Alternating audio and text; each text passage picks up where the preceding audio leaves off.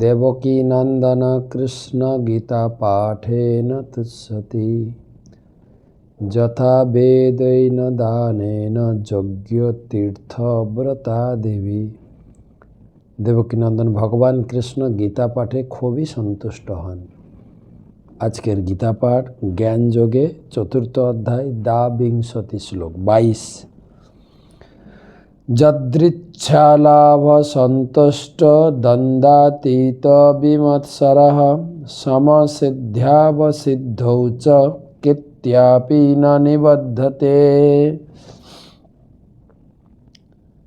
अनुवाद, যিনি অনায়াসে যা কিছু লাভ করেই সন্তুষ্ট থাকেন, যিনি সুখ দুঃখ আদি দ্বন্দ্বের বশীভূত নন এবং মাৎসর্য শূন্য, যিনি কর্মের অর্থাৎ কার্যের সাফল্য অসাফল্যে বিচলিত হন না বা অবিচলিত থাকেন, তিনি কর্ম সম্পাদন করলেও কর্মের দ্বারা কখনো আবদ্ধ হন না।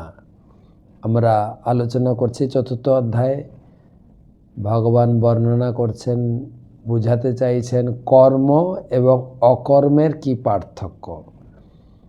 কর্ম হচ্ছে পুণ্যকর্ম, অকর্ম হচ্ছে ভগবানের সেবা। আমরা ভগবানের সেবা নাম করে এই অকর্মকে কর্মতে মিলিয়ে ফেলি।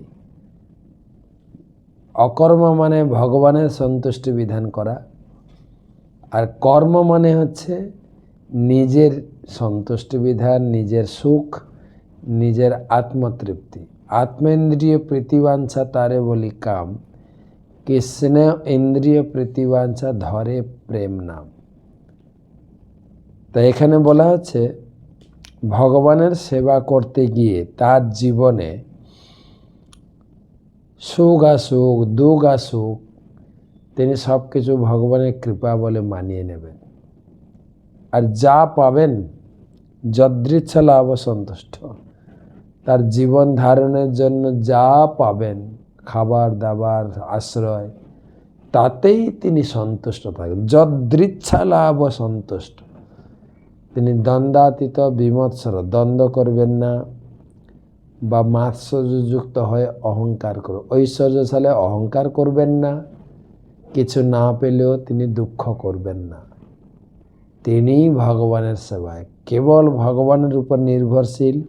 জীবনে সিদ্ধি অসিদ্ধি, কার্যে সফল বা অসফল সবই ভগবানের ইচ্ছা, ভগবানের কৃপা বলে মনে করে তিনি ভগবানের সেবায় যুক্ত হয়েছেন, অকর্মে যুক্ত আছেন বলে মনে করা হয়।